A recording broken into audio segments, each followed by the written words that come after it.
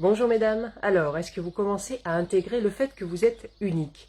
Vous avez une valeur inconditionnelle, tout ça parce que vous avez gagné la course parmi 52 milliards de possibilités.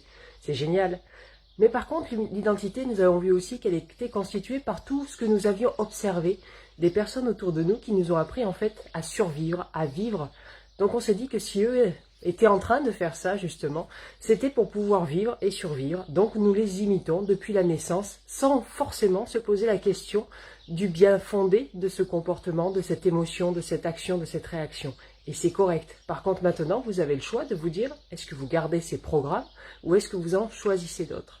Hier, nous avons vu aussi que l'identité, c'était toutes les étiquettes qu'on nous avait mis sur le dos depuis notre naissance. Alors, il y a des étiquettes positives et d'autres qui sont négatives ou qui peuvent nous rendre la vie plus difficile. Par exemple, le fait d'être timide, comme on a pu me le dire. Alors, certes, ma famille, mais aussi les professeurs et puis les copains. Et puis, j'ai tellement intégré que je le suis devenu encore plus peut-être ou de manière plus élargie dans toutes mes sphères de vie.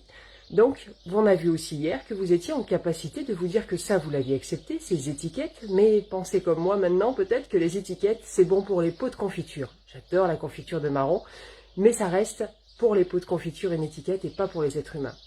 Et aujourd'hui, ce que je veux vous dire, c'est que l'identité, c'est tout ce que, en fait, vous faites à répétition. L'identité, c'est tout ce qu'on incarne jour après jour et qui en fait devient un trait de personnalité. Votre identité, c'est ça. Si vous êtes quelqu'un qui blaguez tous les jours, vous allez être qualifié de drôle, de rigolo, etc. Mais si du jour au lendemain, vous devenez renfermé parce que peut-être vous avez une dépression, peut-être parce que vous vivez plein d'événements négatifs, vous allez incarner une autre identité. Donc aujourd'hui, posez-vous la question de quelles identités vous incarnez le plus souvent, lesquels vous répétez le plus souvent et lesquels, pareil, vous avez peut-être intérêt à vous défaire pour incarner d'autres choses.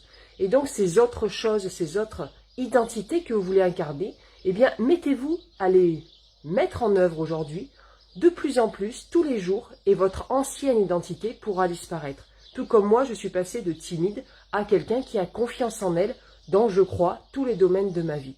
Donc c'est tout ce que je vous souhaite, déterminer l'identité que vous voulez incarner et faites-la à répétition. Je vous souhaite une excellente journée.